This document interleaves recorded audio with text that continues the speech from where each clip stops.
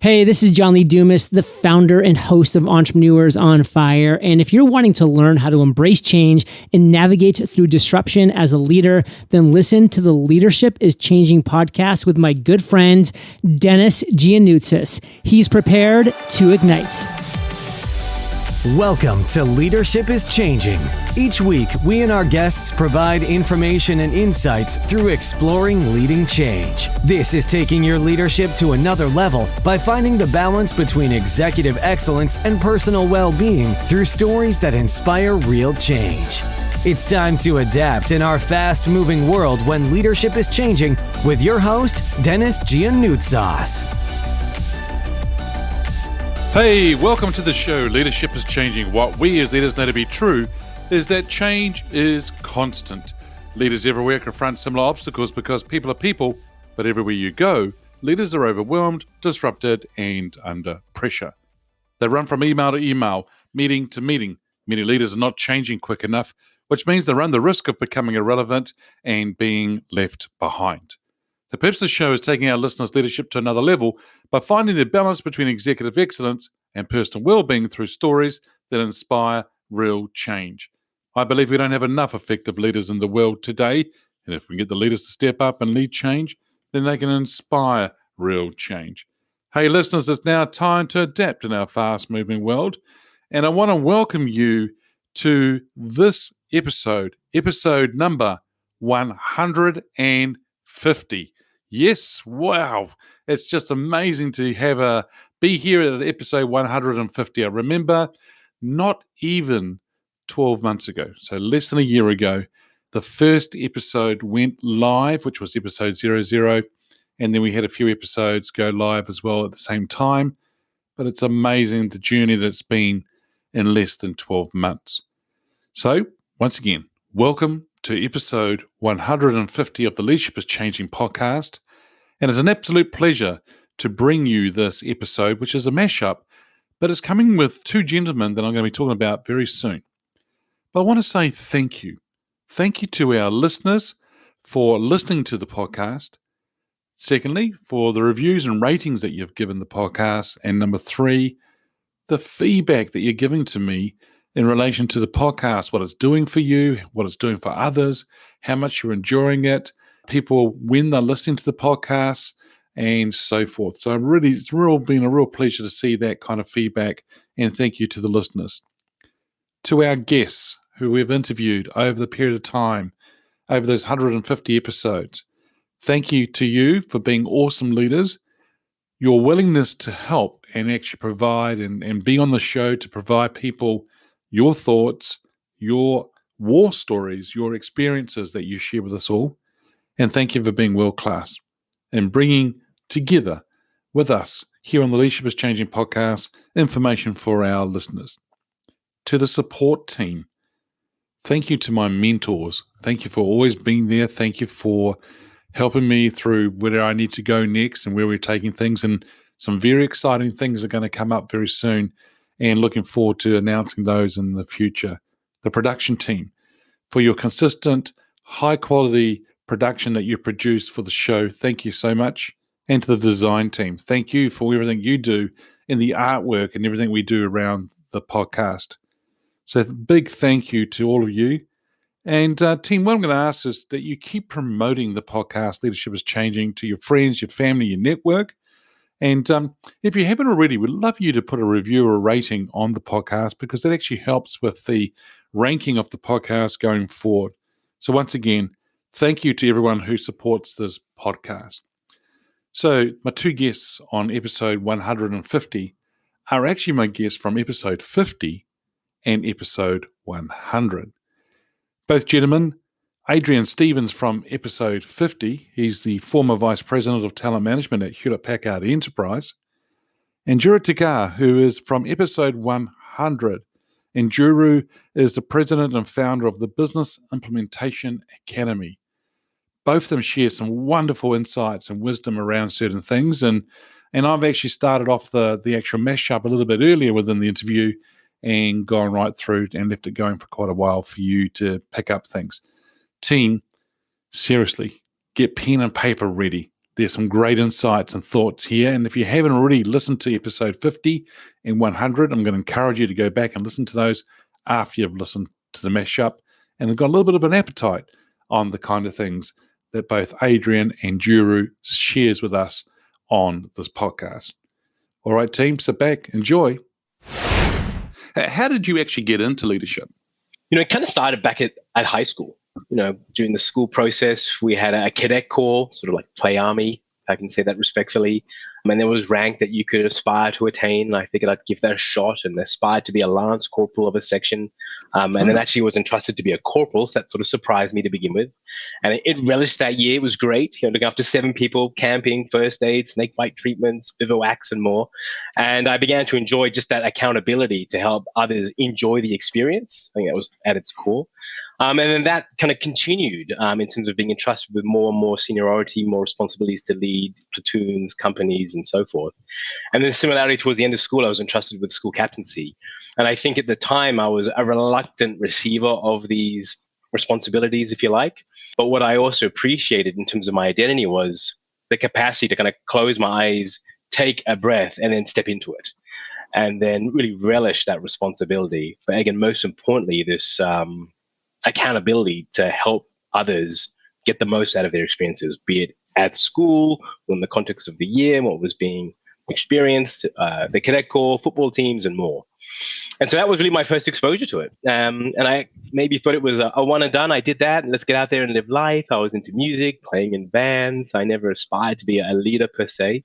But as I journeyed into compact computers in particular, and an opportunity came up to lead a team, I actually didn't put my hand up. And I was questioned about that from a leader at the time, who to this day I have such significant respect for. And she simply said, "Why didn't you?" And I said, "Well, I've only been on the job for 3 months. There's still lots for me to learn in my current responsibilities. I didn't feel the time was right."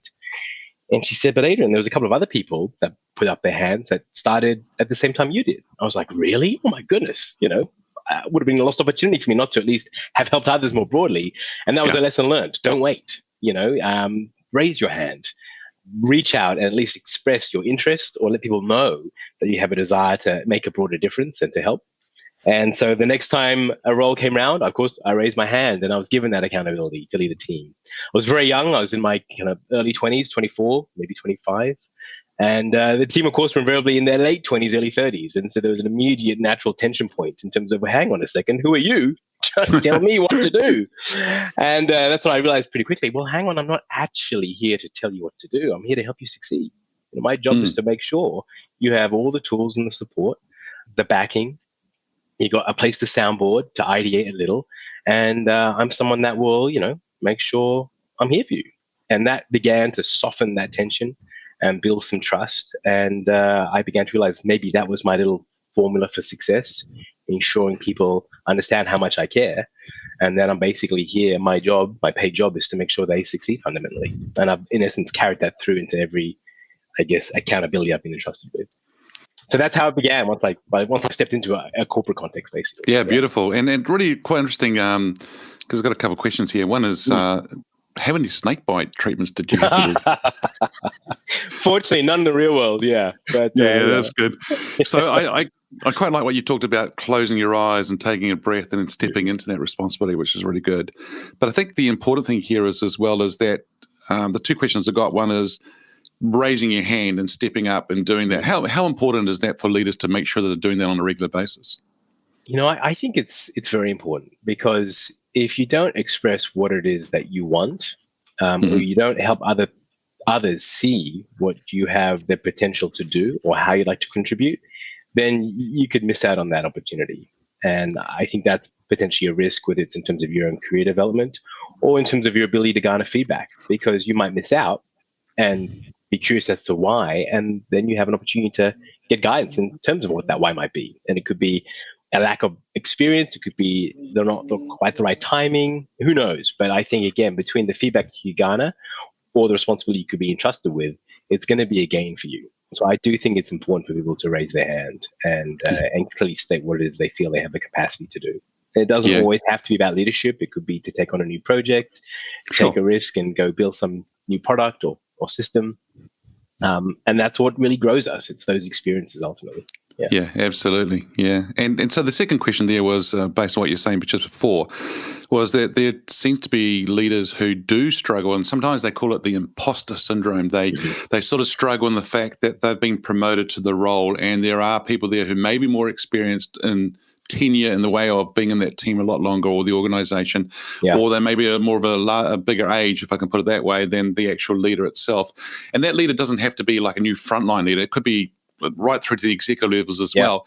So what's one or two things you would say to somebody like that? And I know your approach was, I'm here to help you succeed, but would there be anything else that you would offer up to anyone else to help them succeed as in that transition of actually taking on that new role? Yeah, I got some fun stories here.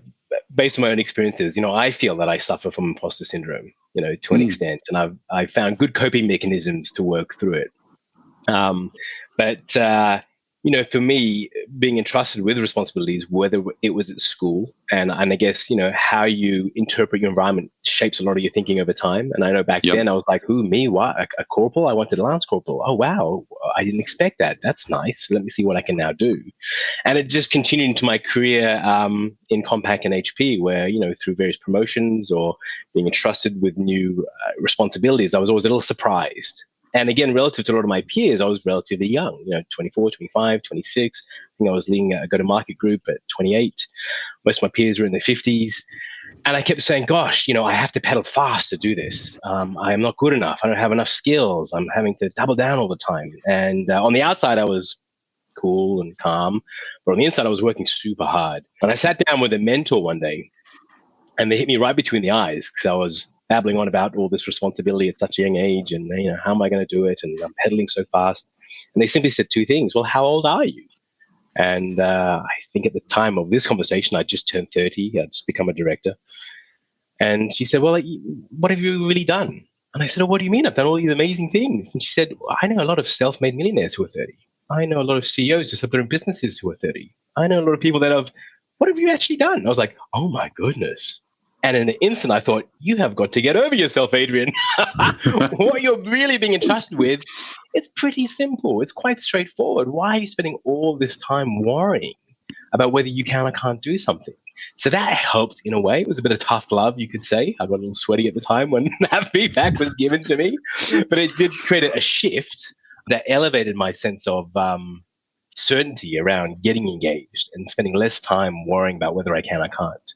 Yep. And then equally, around the same time, particularly as I started taking on more executive accountabilities, I was also told, Adrian, the person that has entrusted you with this title or this scope or this budget, they've done that because they believe you can do it. They wouldn't have given you that responsibility if they didn't think you could do it. So why would you waste another second worrying about whether you can or can't? Get on with it and enjoy the process. And that was the ultimate shifter, because I was like, oh my goodness, that's right. They wouldn't have promoted me if they didn't think I had a chance of succeeding. So let me not second guess myself for a second longer. Let's roll up sleeves, get engaged, link arms with the team, with my peers, and go make this happen. And then the joy started to come back into it. I was always energetic, always enthusiastic, but the genuine joy showed up. And then again, that made it easier. And I think that made me a more authentic and more compelling leader too. Yeah, great. No, thank you for sharing that, because I think that's really good and interesting to see, because I think a lot of leaders do struggle with that. And you're right. I mean, they wouldn't have promoted you if they didn't believe in you, for sure. And it's good. And I think that's awesome. One of the episodes that's come out as well is about taking more risks with talent. And I think that's really quite interesting that we see people do that and actually do take that risk as well, to give people the opportunities to go out there and succeed, but also set them up for success as they're embarking onto that different journey and that, which is good.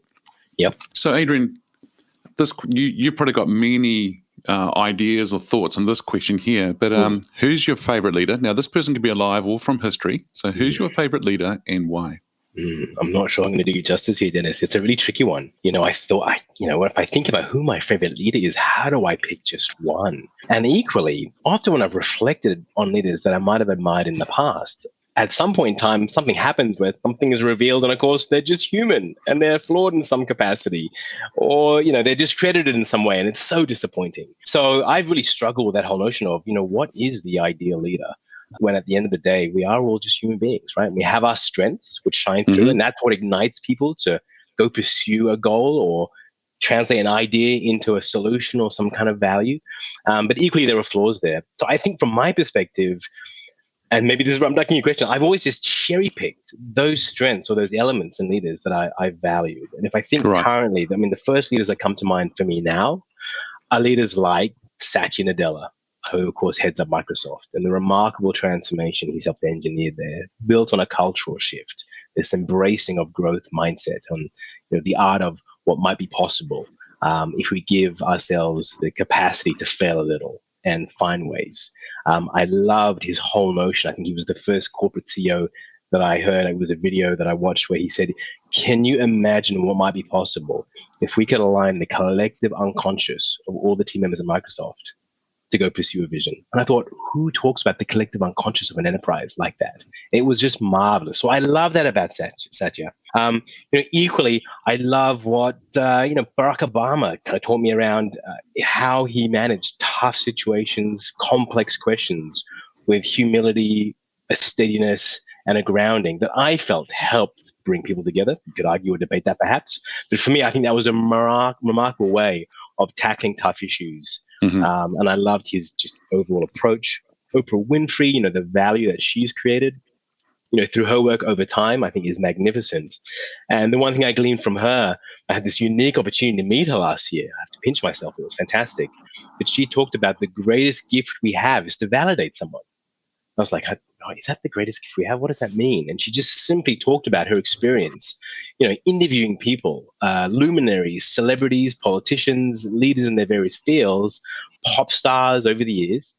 And every time she'd done that, so whether it was, and I think she literally quoted, Barack Obama, Beyonce, royalty, Brad Pitt, Beckham, there was a similar point at the end of the interview as the cameras went to commercial where every single one of them, regardless of their stature and their success, would lean and go, was that okay? Did you get what you needed? Do you think that was all right? And she was like, what are you talking about? You're Beckham, or you're Obama, or you're the Queen, Beyonce. And she realized they just wanted to be validated. Did I do okay? What did I do a good job? Yeah. And that's when she realized that people simply want validation. Therefore, that's the greatest gift you can give someone. It doesn't mean you have to agree with them, their points of view, their perspectives, but you have to help them appreciate that you've heard them, and to at least validate that. And I think that's probably something that leaders should or could do a lot more as well, I think, Adrian, too, if they can validate more with their teams and give them that, just to sort of that belief as well, reassurance. Yeah. That's right. And then, popping through generations, Jay Shetty and the work he's doing to bring in a whole new generation to the work around mindsets and principles and ways of living. And I'm a big fan of your Prime Minister in New Zealand, right, Jacinda. And, I'm not close enough to really understand the direct impact of her policies and plans. But what I do know is the shift she's creating for women in leadership. And I know from firsthand the conversations we have around our dinner table with our two young girls around what leadership looks like and what it can be and what it can encompass and the difference it can make, to have, someone like her at the table making decisions that shapes policies and ideally improves lives. So, and what I like about that list I just shared, it's all very diverse, right? Culturally, demographic in terms of ages, and that's what leadership is all about. It's exciting. Yeah, that's great. Yeah. Fantastic list of people as well, and I love it. I mean, people simply want validation. I think that's just a beautiful way of summarizing all of that for sure. This show is called Leadership is Changing. When I say that terminology, Adrian, what does that mean for you? I think it is changing. And I also think that's, the purpose of our existence, to continually change. I saw this fantastic comic strip recently of the caterpillar having a coffee. In fact, I think it was a glass of wine at a table with a butterfly. And the comics is the static image of them having wine together. And the caterpillar is saying, oh my, you've changed. And the butterfly is saying, you're supposed to. And I just thought it was such a gorgeous lens on this necessity to transform. Yeah. You and I have a heritage with Hewlett Packard, and Dave Packard, one of the co-founders, was known for having said, to remain static is to lose ground. And I think this applies to everything in our lives as we look to evolve our consciousness, evolve who we are as human beings, and evolve the way we create value as leaders. And, methodologies and approaches that might have been vibrant 10, 15 years ago, command and control, perhaps aren't as useful today with the rate of change, the amount of innovation that's playing out, Right. and the need for speed, in essence, where you do have to tap in, like Satya said, the collective unconscious of your people, and find a way to surface all of that innocent intelligence to help shape how we solve some of the grand challenges in front of us. And a command and control, slightly fear-driven methodology that can drive strong execution may work for a period of time, but as things continue to unfold, it could put you at risk, either as a leader or as an enterprise or a team or function, of being irrelevant relative to the pace that your competition is working at and the different ways in which they're creating value. So I think for me, leadership should be changing, and we should be finding differentiated ways to engage with our people. I think COVID and the pandemic has really brought that to life, definitely here in the United States. I can talk from what I've seen and what I've witnessed, and it's been clearly a challenge, but it has generated some really positive cultural shifts where people really are at the forefront of focus and attention. The sense of care for team members and employees, making sure they are safe, that they're catered for, that they're able to work remotely, that there is more kindness in allowing kids or cats to come on camera, that people don't always have to be buttoned up in suits and tie when they're on a Zoom call from their home office. And I think this is making work more human, perhaps where it always should have been. And again, that's a change in what leaders are now expected to be able to do for their people. And the importance of genuine check-ins, it has to be authentic and heartfelt. And maybe that's a skill not all leaders naturally have. So you can see how the training and development world would start to shift to help equip leaders to do this more effectively with greater sincerity. So it's changing. I could go on for 30 minutes, but it's changing in many areas. And that's not to take away from the need to compete, and the need to build businesses and to make tough decisions. But I think there's a way it can be done with some kindness, and some care for the person, so that if they are impacted, there's a lot of workforce restructuring happening at the moment for a lot of companies. It's not a reflection on the team member, because they have the capacities to continue to create great value. It just won't be here today, but it could well be somewhere else tomorrow. And it's interesting, and I think it's almost like, as you say, the pandemic. It's almost like it's pushed it through faster, or it's almost like revealed the curtain. Things being pulled back, and that mask is now gone, and it's more revealed a lot more about people and becoming more human. And those who have not been that way are struggling. And what I've also noticed is that some organizations I've been working with, those who have been able to adapt and pivot very quickly is because they had some strong trust, or they had a very good foundation of trust within the organization. Was it perfect? No, it's not perfect. I'm not saying that. But there was a very strong foundation, and they were able to use that to help pivot in a positive way to move the organization forward. So, I agree. And I think the pandemic has actually pushed and forced a lot of organizations to really wake up quickly and get on with things, for sure. Yeah. And I guess there's still a paradox in there, because we've just talked about this new expectation or requirement to demonstrate care. But I think, one of my favorite quotes is from Theodore Roosevelt, so going right back. And I think they were known for having said that people will only care how much you know when they know how much you care. Yeah. So that's paradoxically, have things changed in terms of what leaders should be doing or could be doing? Maybe not. But I think where the emphasis sits now, it's really bringing to light some of the things that really do make a difference. Yeah, totally. Yep, absolutely. And I think it's because it's a larger footprint too, that you actually have more of a global reach too, because of the virtual world. And so we have a lot of that too. Njeru, a massive welcome to you on this 100th episode. Wow. Well, listen, first and foremost, thank you for having me. I am ecstatic. One, because it's the 100th session. This is a huge mile mark. So congratulations for the amazing work, for the difference you're making. And you know what? I want to celebrate you for your consistency, man. 100 episode is no joke, serving the world and serving leaders. So congratulations. And I'm just honored. I am honored to be with you here, my friend. This has been in the works for a little while. So listen, I'm so glad to be here, and congratulations for all the work you're doing. Thank you. And, I know it's been in the works for a little while for you and I to get together and do this. And it's a real pleasure to have you here, because I thought, oh, wow, what an awesome person to have on the 100th episode. And the way it's just worked out, it's just been brilliant. And I'd share a little bit with our listeners about your background. And you talk a little bit in your actual introduction, your bio, and a little bit about your the way you grew up and through a life of struggle. Tell us a little bit more about your background and how it was for you as a little child, then moving into adulthood and then into the US.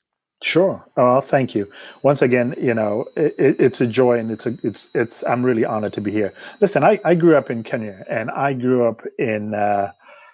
I joke around and I say we were upper poor, which simply means we were just above the threshold, right? We survived. I was born to a very young mother. My mother was 17 when she gave birth to me, and basically I moved from my mother straight to my grandmother, and my grandmother became my mother. My grandmother was older. She was a summer stress for the the city council in Nairobi, and she did her very best. At her older age, she worked every day and took me to school. I went to a basic council school, and there were really, there were three pivotal women in my life. There was my grandmother, there was my aunt, and there was my mother. Those were the three women that really shaped my life. And while we didn't have much financially, there was an abundance of love.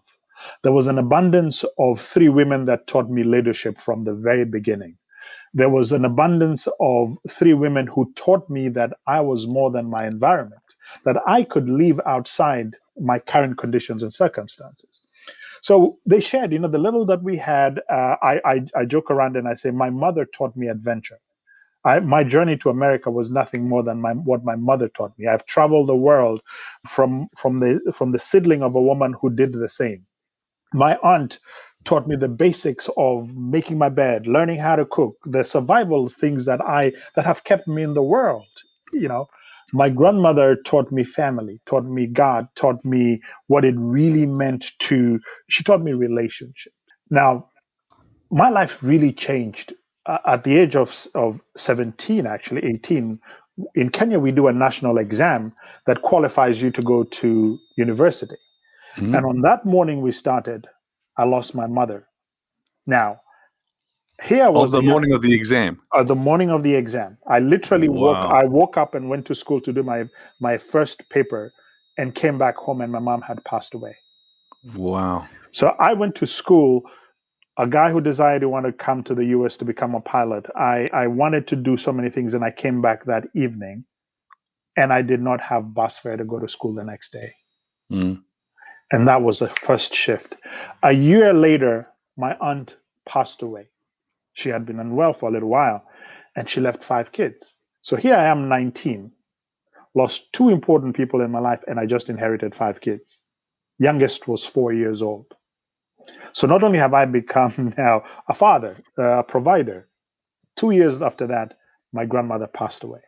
So in a span of 4 years, everything that I knew, Dennis, as life or structure had disappeared. Now I was an only child, and now I have 5 kids to bring up, and so I really moved on, really, and I jump a lot of journeys of struggle of providing. We barely had school fees. I went back home when we couldn't afford it, but all through my life, Dennis, I was always a leader in my crew, and I was always an entrepreneur. I have sold from doves to rabbits to everything. I was always the guy. I was always the guy who knew that, now that I had a soccer ball, I could charge a fee for those who didn't have it, so I could make some little bit of money. So I was always an entrepreneur, and that's what saved me when I lost my family.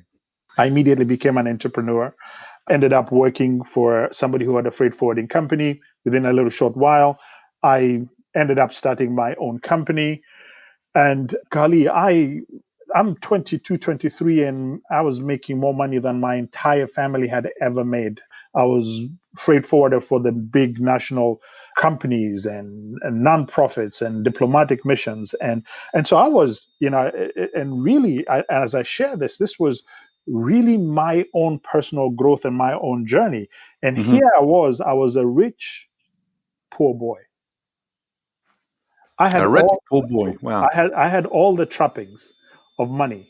I could dress, I could belong to the golf club that I only wished I could have gone to. I could drive the car that I wanted to, but I did not know what it meant to actually have a relationship with money. Right. Yep. I did not know what it meant to be mentored. I sat in circles of people who would have made me billionaire, but I did not understand the relationship of what it meant to be mentored. I did not understand what it meant to be in a group and not be the smartest. And Yep. so, that journey went on, and I met one guy.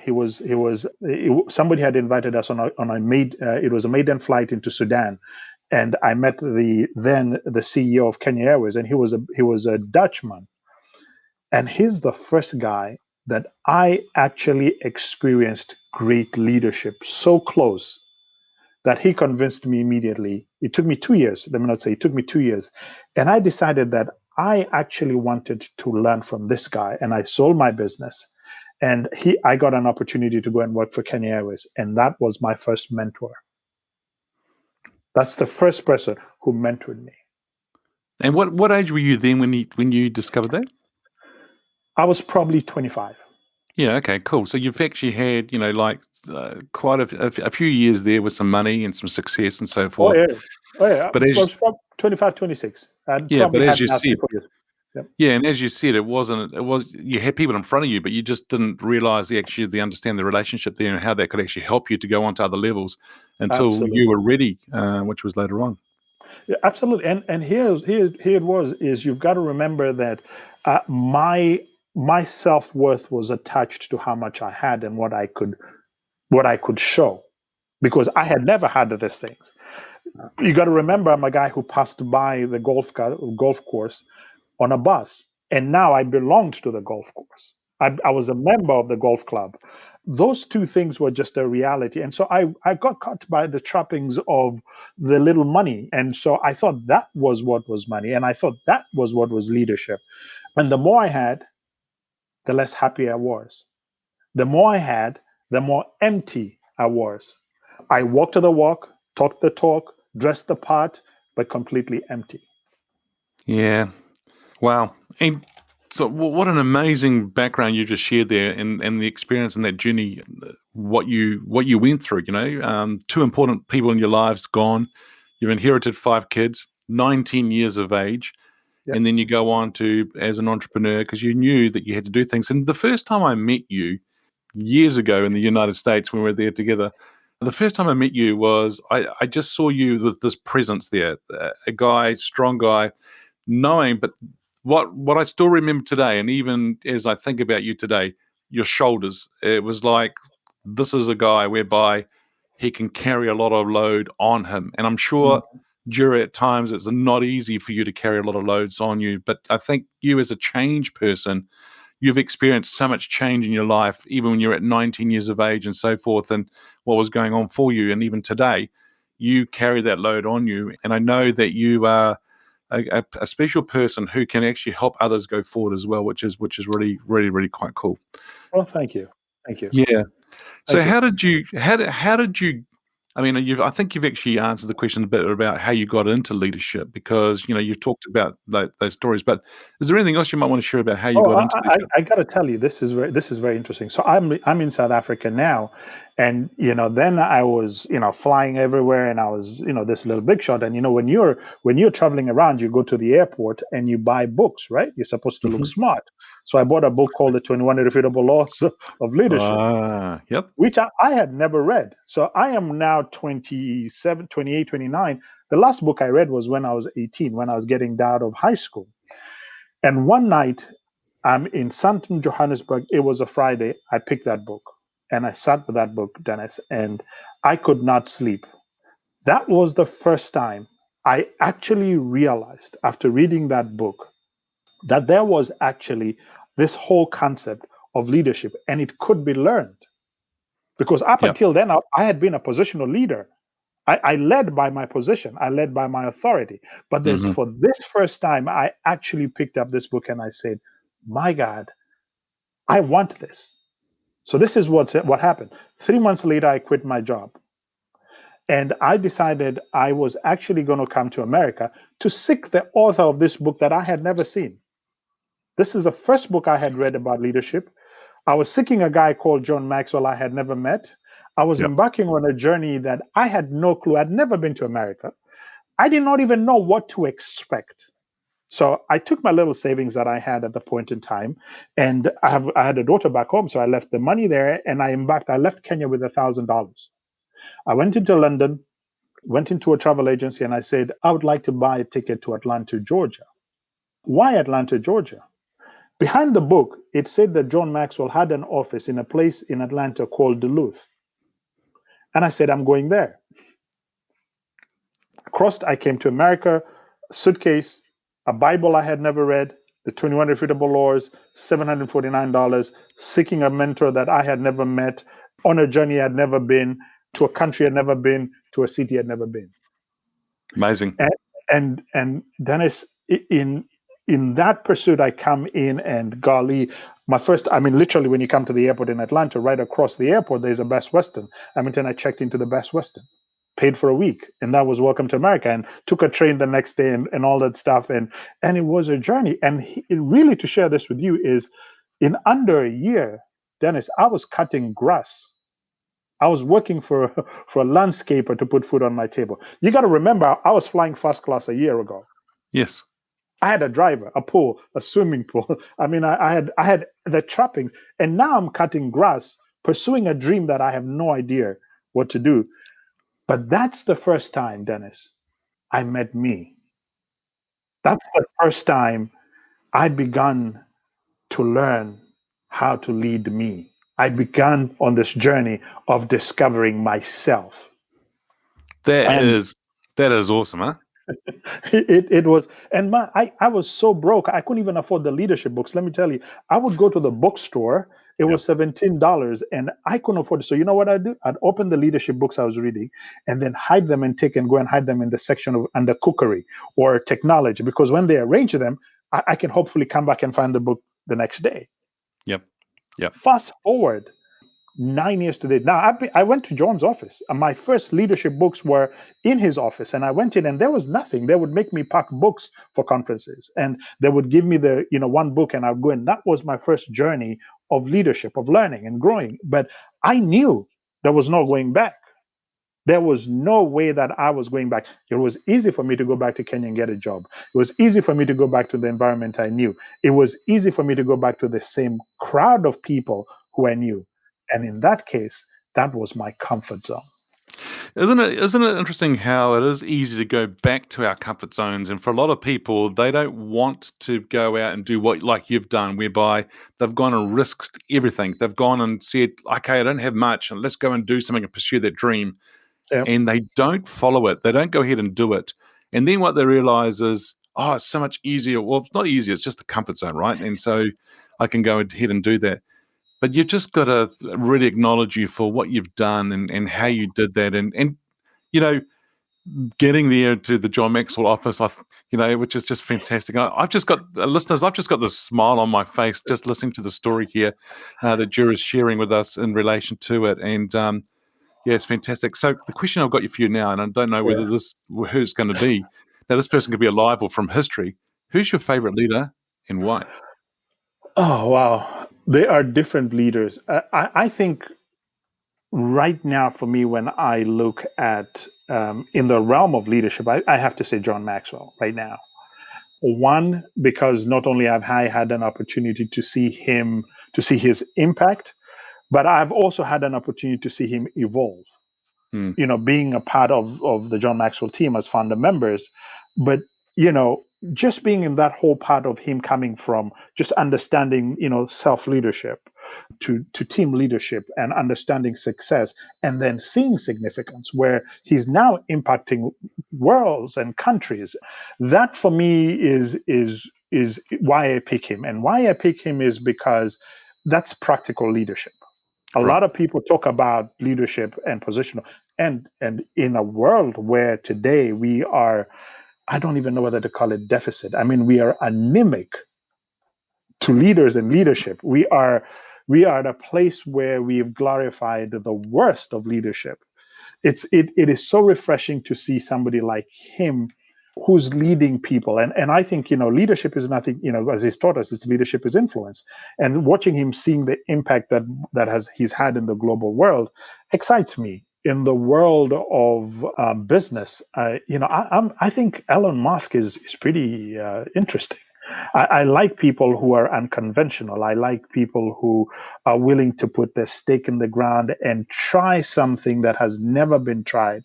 And like him or not, somebody said it to me, like me or hate me, there's no money in between, right? Yep. So, but I like the fact that here was a guy who was willing to go into a world and change the direction on how we look at climate today and look at how we're looking at energy. So there are probably two people that I really admire. Yeah, and I agree with you about both of them, and with John as well, is just to see him how it's almost like he just cuts the noise out of what's Yeah. going on around the world, and he's in there to do, as you said, the practical leadership stuff and teach people what they need to do as leaders to get on with it, rather than doing things and getting stuck in the weeds, if I can put it that way. That's true. And here's what I think, and I love what you just said, that he cuts the noise out. I think you cut the noise out when you're a leader who's on a mission. Yeah, sure. There's no doubt that when you're in his presence, you do understand that he is on a mission. He's out to achieve something. So if it doesn't fit in, then it falls out. Yep. And I love that you point that out. And I think that even if you think about your story as well, where you just said before, there was no way of going back to that comfort zone, right? So that was also cutting that noise out and knowing there was no way to turn back. So if you can cut the noise out and you're on a mission, and I know you still are on a mission, then you're just going to keep going forward, which is what Elon Musk is doing too, right? I mean, he's on a mission, and really important stuff for sure. And I got to say this, when we think of leadership, and you know that when John, it took me 9 years to have an opportunity to actually learn from John. And the day he opened the John Maxwell team, I only had $1,000 between me and anything. And it was $5,000 to get in. Yep. I called and begged my way through, and they allowed me. I was the only person who joined it on a payment plan. Now, when you tell me, when we went to the first event, yes, when we went to the founders event, if I had lost $1, Dennis, I would not have gone back home. I could only afford one meal. When we went out for breaks, I would walk out. It was in West Palm then. I would walk out and go to the next two other hotels because my stomach was rumbling in how hungry I was. But there was no going back. Now, when you tell me later on that I have shared the stage with this guy numerous times, I have had an opportunity to be mentored by this guy, I've had an opportunity to introduce him on stage numerous times. You want to tell me that dreams are not possible? Yeah. When you make up your mind, when you cut out the noise, when you say there is no going back, anything is possible. It doesn't matter. My story could be different. Everybody else is dealing with something different, and it doesn't have to be that here's what I know. I had to cross continents to believe in that. Most of us have to cross the continents between their 2 years. Yep. That's beautiful. That's beautiful. It. Yep. Oh, that's wonderful. And listeners, what's holding you back, listeners? I mean, just think about it. And Njeru is just sharing this wonderful story here and how he's gone on that journey then to meet with John Maxwell. John Maxwell, a beautiful speaker, great author, and a wonderful man. And just being able to hear him go through the journey. And I was there with him, with Njeru and John Maxwell at that first founders meeting. And you're there in your own little bubble, if I can put it that way, at that event and things like that. And you think about, certain things, but there's other people who are there who are going through more, who actually gone ahead and actually what's the word I wanted to use? So not sort of the striving, everyone's striving for the same thing, but for others, they've paid a bigger price. And they're still paying a bigger price. I'm not sure the word that I'm looking for there, but I think we all. Here's what you're trying to say, Dennis. Everybody got to pay a price. Yep. It just varies, right?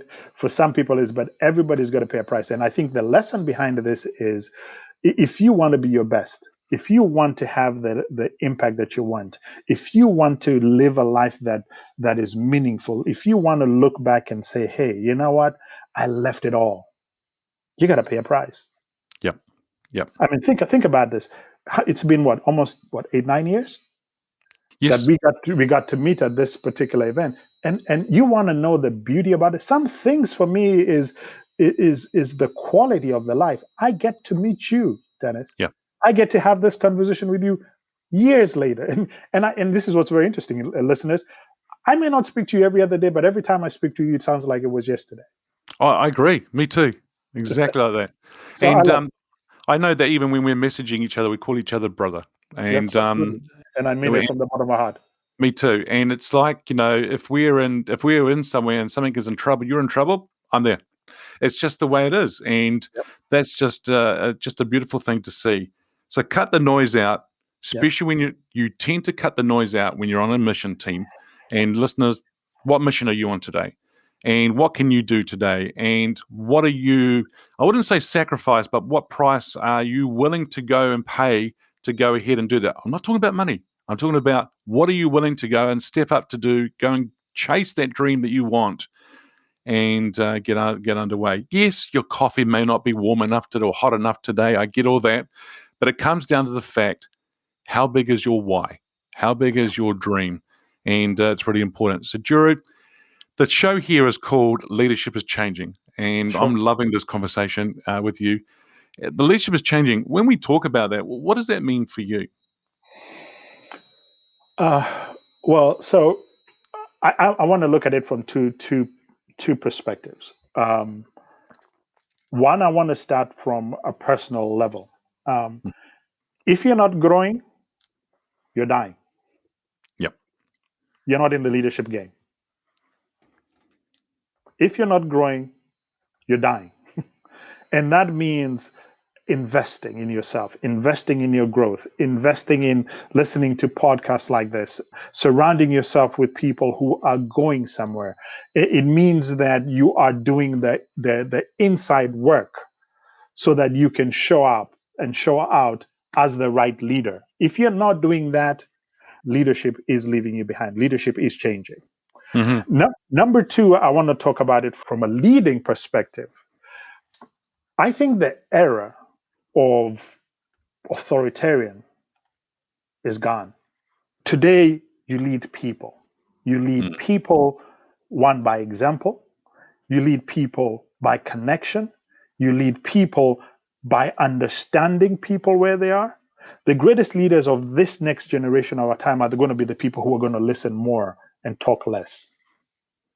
Leadership has changed. The days when you told people to face left and they all faced left is long gone. People are smarter, people are more educated, people are more exposed. The internet has made it a level playing ground. And so people can see good leadership across the board. When you think even in the political world and think about the upheavals that you're seeing in some places, it's because of people are seeing different. People have traveled. People are now going back and saying, oh, well, this doesn't fit. This doesn't work. Great leadership rises to the top. And it's exposed. So the days when you are a positional leader where you led because of what you can do and what you think you have are gone. I think those days are gone. So I think if you want to position yourself for the future, you got to be growing and you got to be relating to people. Yeah. Too right. Yeah. I think so. And I love it what you say. The successful leaders of the future are going to be the ones that listen more and talk less. And I think that's just so powerful, just with what you're sharing there as well. Hey, listeners, I hope you really enjoyed that mashup and wonderful insights and thoughts that both Adrian and Njeru have shared with us here on this episode 150. Team, just want to say once again, big thank you to the listeners, to our guests, to the support team, and to Mary, my partner, who's always with me, my rock, who's there to support me and give me all the support that I need in making this show a success. A big thank you to you as well, Mary. And of course, listeners, what we as leaders know to be true is that change is constant. Change is incredibly scary, especially with the unknown and the unfamiliar territory. It's time to adapt in our fast-moving world when leadership is changing. Hey, look out for the episodes as they're being released. Download them, have a listen, put a review and a rating. Feel free to share them with your friends, your family, your network. Hey, if there's any feedback you'd like to give me on the show, or if there's any questions you have for my guests as I interview them, or if you have a question for the Ask Denis freestyle episode, which happens once a week, then send me an email, dennis@leadingchangepartners.com. Hey, listeners, if you haven't already checked out the Facebook group or the LinkedIn page, Leadership is Changing, come along and join us in those communities. We would love to see you there. All right. Thanks for tuning in on episode 150. And please go and celebrate with us. We're looking forward to hearing your stories of success going forward. Until next time, bye for now. Thank you for listening to this episode of Leadership is Changing with your host, Denis and Adrian. Each week, we and our guests provide information and insights through exploring leading change, inspiring executives and leaders to adapt and lead a bigger game in a fast-moving world.